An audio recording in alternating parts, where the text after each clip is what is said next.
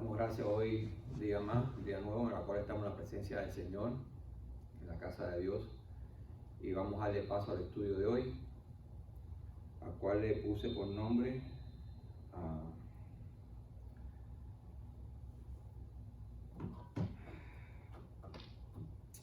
la presencia de Dios, buscar una presencia en nuestras vidas. Vamos a comenzar con oración para que el Señor sea el que dirija este estudio. Sí, Padre, te damos gracias una vez más por estar aquí en tu presencia, Señor. Te pedimos encarecidamente que tú seas el que dirija este estudio, Señor. Que cada palabra que salga de mi boca, que cada texto realmente sirva, Señor, para edificarnos, para que tú nos guíes, Señor, para que tú nos alimentes, Padre Santo, para que tú nos renueves, Padre. En el nombre de Jesucristo, que este estudio en tus manos, Señor. Bendícelo, Padre Santo. Amén. Voy a comenzar con algo que no hablo mucho, que es el testimonio de mi conversión. Y a raíz de eso, voy a comenzar el estudio. Resulta que yo nací en una familia cristiana y mi madre me llevaba de niño a la iglesia. A los 12 años me aparté y me fui para el mundo.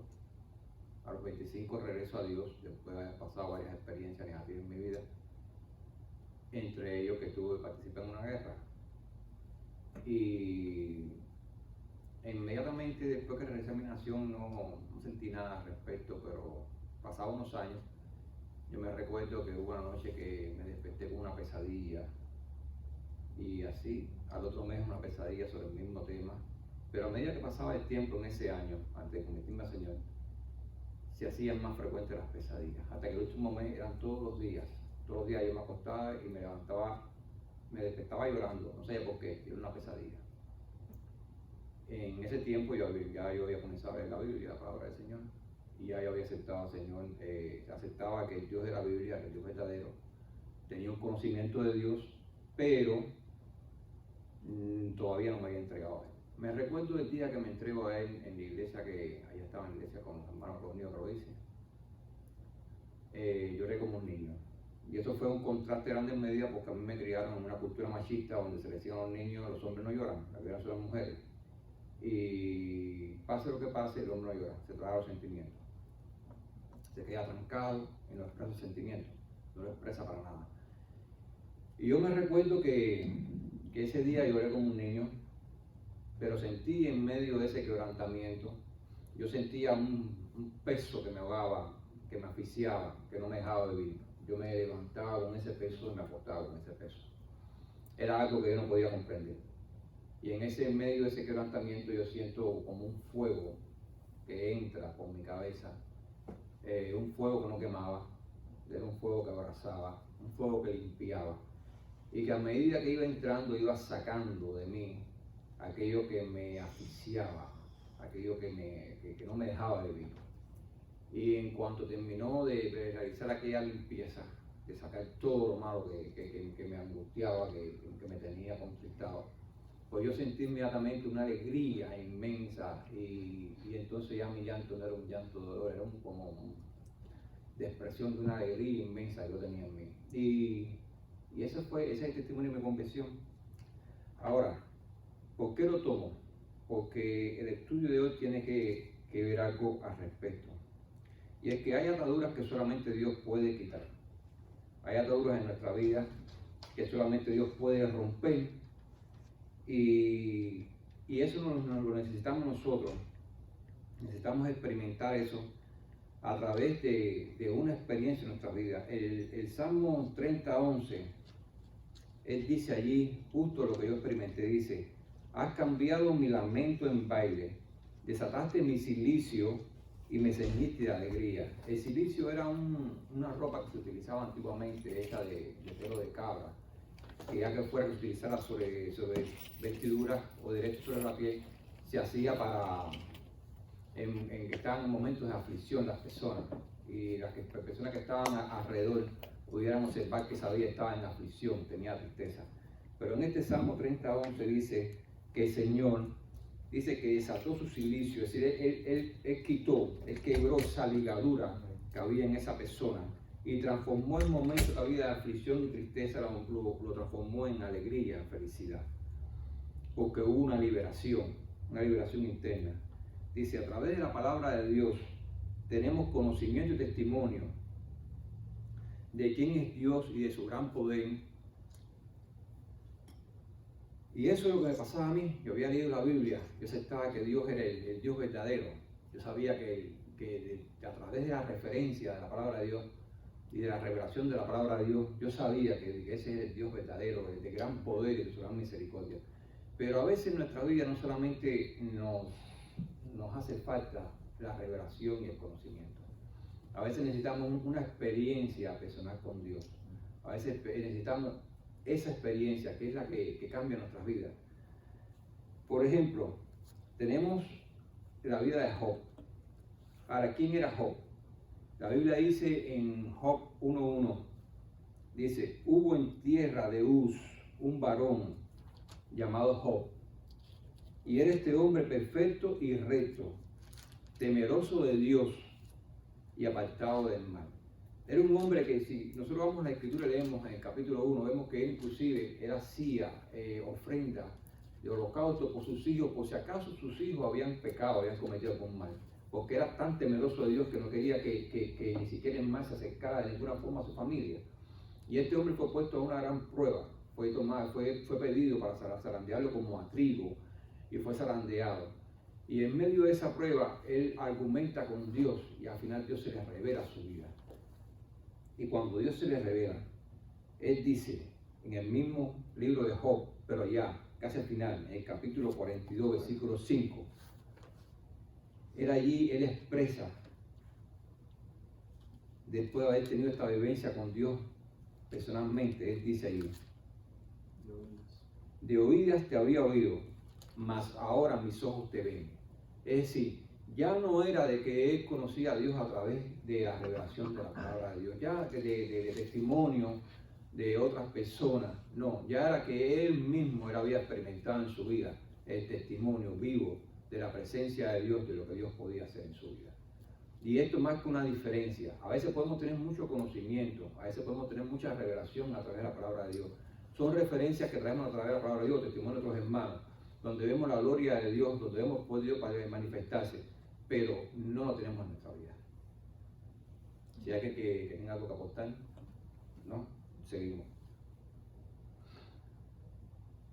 Y qué interesante esta expresión de Job, porque hay un conocer, dice, a través de un conocimiento, el conocimiento que venía explicando, de una revelación, la palabra de Dios. Pero Job sufrió una experiencia viva. Voy a leer en Santiago capítulo 4, versículo 8. Pueden buscarlo, aunque yo voy a utilizar la nueva versión internacional. Estoy utilizando varias versiones de la Biblia, he estado buscando y hay algunas versiones que me traen a una comprensión más desde otro punto de vista de la palabra de Dios, porque siempre he leído la Reina Valera. Y no es que sea mala Reina Valera, pero a veces cuando leemos otras versiones, pues como que se abre la visión de lo que tenemos en el conocimiento a través de la palabra de Dios. Y dice allí en Santiago 4:8, dice, acérquense a Dios y Él se acercará a ustedes. Pecadores, límpiense las manos. Ustedes los inconstantes, purifiquen su corazón. Santiago 4:8. Sí, lo pueden leer en la Reina Valera, si no lo tienen en la Reina Valera, lo pueden leer. ¿La leo? Sí, leo.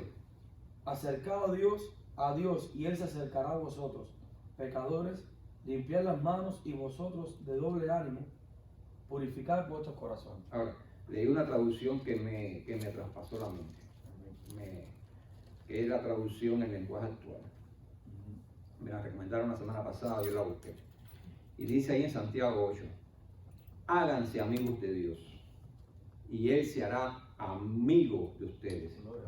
Pecadores, dejen de hacer el mal. Los que quieren amar a Dios, pero también quieren pecar, deben tomar una decisión, o Dios o el mundo de pecado. Interesantísimo. Ahí está hablando de hacernos amigos de Dios. Qué interesante, Jesucristo se le muestra a sus discípulos como el amigo. Dice, ya ustedes no voy a llamar siervo. No son mis siervos, son mis amigos, porque yo les he enseñado, les he mostrado todas las cosas, todas que yo sé. Entonces, no es solo de tener un conocimiento con Dios. Cuando Dios se acerca a nosotros, Él se acerca, Él es un Padre bueno, Él es buenísimo, Él siempre es bueno. Y cuando Él se acerca a nosotros, siempre se acerca con la mejor de las intenciones. Nosotros miramos como somos conocidos, o tenemos una visión de nosotros como nos conoce el mundo, porque el mundo nos dice, o como el mundo quiere que nosotros seamos conocidos, porque el mundo nos quiere poner una identidad, pero Dios nos ve de otro punto de vista. Nosotros no tenemos que ocultar a Dios lo que nosotros somos. Dios sabe bien cómo nosotros somos, qué es lo que hay en nosotros, qué es lo que hay en el interior nuestro, nuestras luchas, nuestras batallas, nuestras debilidades, nuestras aspiraciones. Todo Él lo sabe dentro de nosotros, quiénes somos realmente nosotros. Por lo tanto, no tenemos que esconder quiénes somos. Lo mejor es ser sincero con Él cuando vamos delante de Él y buscarle. En el libro de Isaías, capítulo 55, versículos de 6 al 9.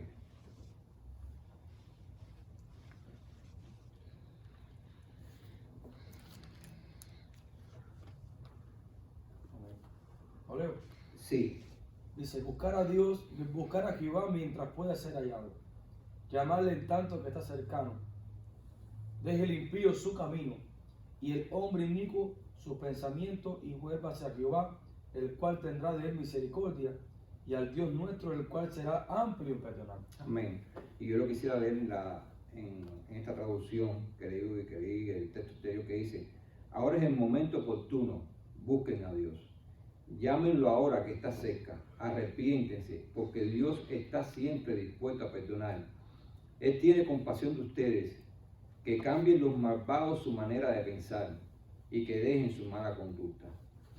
Dice Dios: yo no pienso como piensan ustedes, ni actúo como ustedes actúan. Mis pensamientos y mis acciones están muy por encima de lo que ustedes piensan y hacen. Están más altos que los cielos. Les juro que así es. Este es Dios mismo hablando al pueblo de Dios, exhortándole a través de un profeta que se sacan de sus malos caminos y que vengan a Él mientras pueda ser hallado. Porque dice la Escritura que va a haber un momento en que ya Dios no va a ser hallado. Hay un momento en que el Espíritu Santo va a ser retirado de la tierra. Hay un momento en que ya, aunque el hombre busca a Dios desesperadamente con lágrimas y con sollozo y con clamor, con lo que sea, Dios no va a poder ser hallado porque va a ser retirado el Espíritu Santo de la tierra. Y ahora va a llegar un momento de juicio, va a llegar un momento en que se va a cerrar este momento de gracia. Este es el momento de la gracia, en el momento que vino Jesucristo y estableció la gracia para perdón de nuestros pecados. Jesucristo es el testimonio máximo de Dios, del perdón de Dios en la tierra. Él es el testigo fiel, dice la Biblia. Sí, el testigo fiel. Pero cuando una persona quiere mostrar algo, la mejor manera de mostrarlo no es con las palabras, sino con su testimonio, con su acción. Y Jesucristo es la acción palpable, tangente de Dios en la humanidad, de que Dios ama al hombre y de que realmente no quiere su muerte, su condenación. En Juan 3:16, del versículo 16 al 21, dice allí: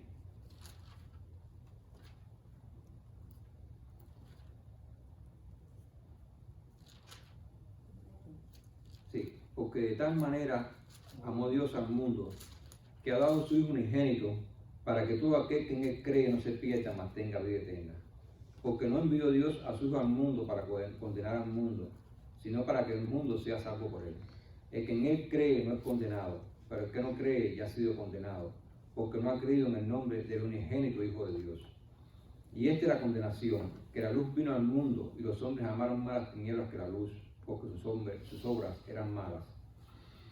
Porque todo aquel que hace lo malo aborrece la luz, y no viene a la luz para que sus obras no sean reprendidas. Mas el que practica la verdad viene a la luz, para que sea manifiesto que sus obras son hechas en Dios. Y aquí hay una gran revelación. ¿Por qué? Porque siempre leemos el versículo 16 del capítulo 3 de Juan, que dice: porque de tal manera amó Dios al mundo, que ha dado a su Hijo unigénito, para que todo aquel en quien Él cree no se pierda, mas tenga vida eterna. Pero este versículo está en un contexto, y este contexto nos sigue diciendo debajo que realmente que Dios no ha enviado a su Hijo al mundo para condenar al mundo, pero que realmente la salvación no solo depende de Dios. Dios dio el primer paso, envió a su Hijo al mundo. Jesús vino y se entregó por la humanidad, tomó nuestro lugar en la cruz.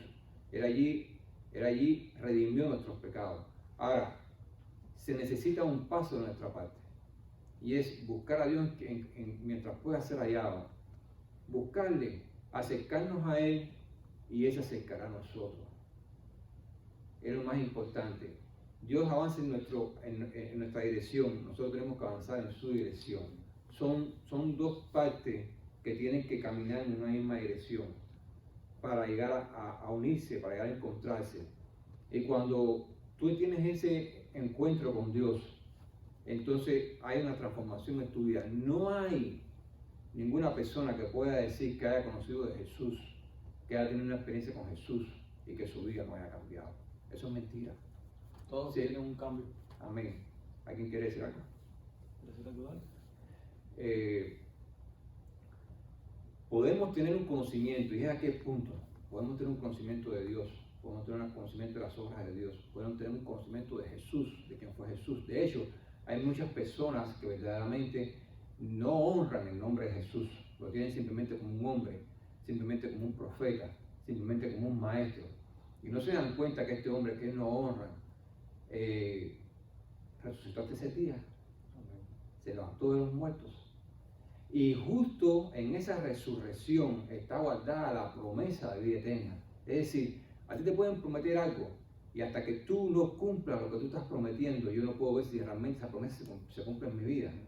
Pero Jesucristo cumplió la promesa. Él se levantó al tercer día y dijo que todo aquel que en Él cree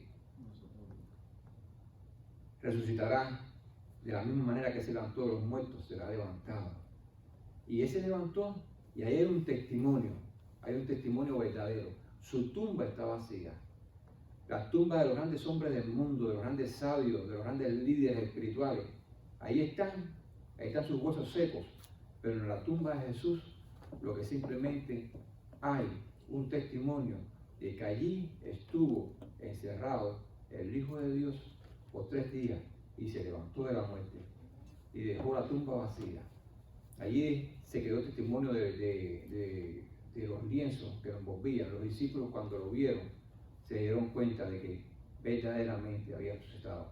No había que darle ninguna explicación, y de ahí en adelante ellos comenzaron, su vida cambió, se dieron cuenta de que todos los ojos se abrieron, de que todo lo que él había profetizado se había cumplido. Entonces entendieron.